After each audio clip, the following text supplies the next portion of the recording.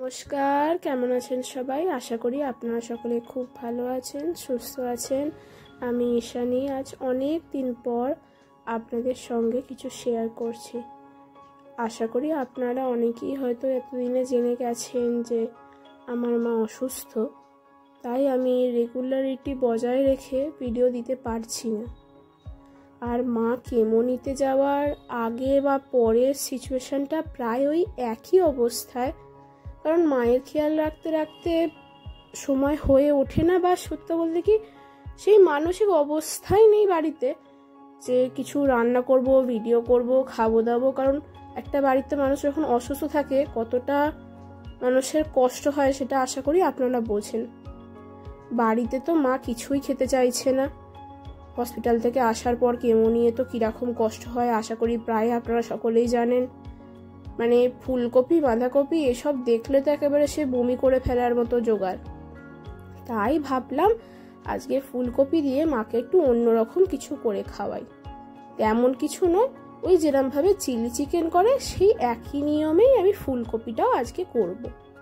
তার জন্য পেঁয়াজ কুটেছি, রসুন, আদা, টমেটো আর ক্যাপসিকামও নিয়ে নিয়েছি, আর অবশ্যই কাঁচা লঙ্কা।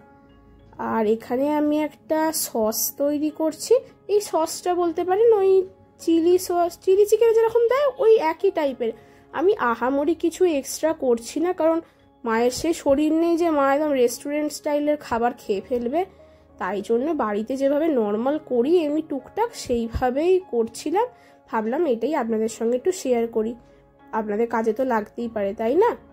সসটা মিশিয়ে নিয়েছি, আর এদিকে কিছু গুঁড়ো মশলাও নিয়েছি, যেরকম টুকটাক গুঁড়ো মশলা, গোলমরিচ, হলুদ, লঙ্কা গুঁড়ো, এইসব, নুন। আর এখনকার ফুলকপি তো জানেন কিরম পোকা হয়। সকাল থেকে গরম জলে ভিজিয়ে রেখেছিলাম, তাও এখন একটু গরম জলে নুন দিয়ে ভাপিয়ে নিচ্ছি। আর মায়ের শরীর খারাপের জন্য এই কেমো দিয়ে আসার পর তো ডাক্তার একদমই মানা করে দিয়েছে কোনো রকম কাঁচা জিনিস খেতে। তাই যাই দিই একটু গরম জলে আমাকে ভাপিয়ে নিয়েই দিতে হয়, সে আমি রান্না করি বা রূপা দিদি করুক।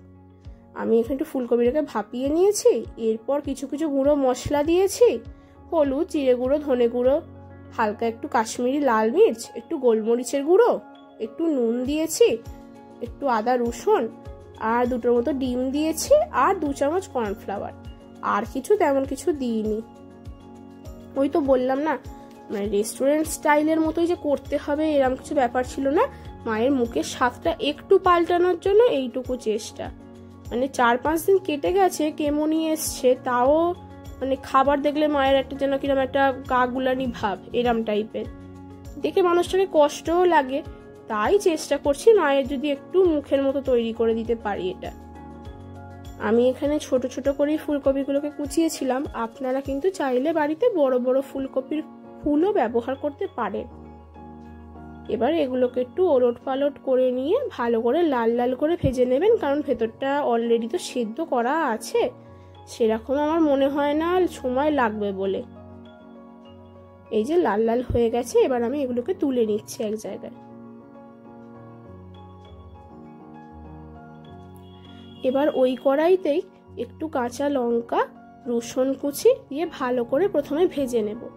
আমি ওই অল্প তেলেতেই করছি, কারণ মায়ের শরীরে এখন তো লিভার খুব দুর্বল থাকে, সেই হিসেবে বেশি তেল মশলাটা মায়ের জন্য ঠিক নয়।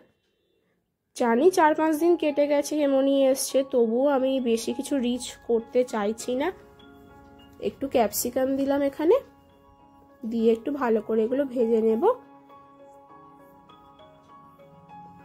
একটু টমেটো কুচি দিয়েছি। টমেটো অনেকে দেয় আবার অনেকে দেয় না, আমি তো বাড়িতে এমনি নিজেদের মতো করছি, তাই জন্য একটু টমেটো দিয়েছি। আর গুঁড়োনো মশলাগুলো দিলাম, যেগুলো প্রথমেই দেখিয়েছিলাম। এবার এর মধ্যে দিয়ে দেবো একটু আদা কুচোটা। আদা কুচোটা আগে থেকে দেবেন না, তার কারণ আদা দিলে অনেক সময় রান্নাটা কিন্তু তেতো হয়ে যেতে পারে। আমি আদাটা একদম মশলা কষানো হয়ে গেলে তখনই দিই। এরপর সসটা দিয়েছি, সসটা দিয়ে একটু নাড়ানাড়ি হয়ে গেলে সসের বাটি ধোয়া জলটাও একটু দিয়ে দিচ্ছি। ওটা ফেলে দেবার মতো আমার মনে হয় কিছু নেই, অত আহামরি দেখিয়ে তো লাভ নেই। তাই এবার এর মধ্যে একটু চিনি দিচ্ছি। এবার এই সময় যদি মনে হয় একটু নুনটা চেখে নিয়ে তারপরে জল দেবেন। আমি জলটা দিয়ে দিয়েছিলাম। তারপরে ফুটে ওঠার পর ফুলকপিগুলো একে একে দিয়ে দিয়েছিলাম। ফুলকপিগুলো ভালো করে ফুটে উঠলে আমি এখানে কর্নফ্লাওয়ারের স্লারিটাও দিয়ে দিয়েছিলাম। ব্যাস, তাহলেই চটজলদি একদম চিলি ফুলকপি রেডি। এবার একটা সুন্দর বাটি দেখে সেখানে বাটি থেকে নামিয়ে নিই। দেখুন, আমি নিজের বাড়িতে তৈরি করে খাই বা আপনাদের ভিডিও দেখানোর জন্যই তৈরি করি। আমার মনে হয় জিনিস একটুখানি সুন্দর করে গার্নিশ করে প্রেজেন্ট করলে বাড়ির লোকেরও ভালো লাগবে, সেটা আমার মা হোক বা বাইরের অন্য কোনো অতিথি হোক। ব্যাস, তাহলেই রেডি আপনাদের চিলি ফুলকপি। আমাকে কিন্তু দেখে অবশ্যই জানাবেন ভিডিওটা কেমন লাগলো। ভালো লাগলে like, comment, share and subscribe, আর আমার পেজটা ফলো করতে ভুলবেন না। আর পারলে আমার মায়ের জন্য অবশ্যই আপনাদের শুভকামনা সত্যিই জরুরি। টাটা, সকলে সাবধানে থাকবেন, সুস্থ থাকবেন।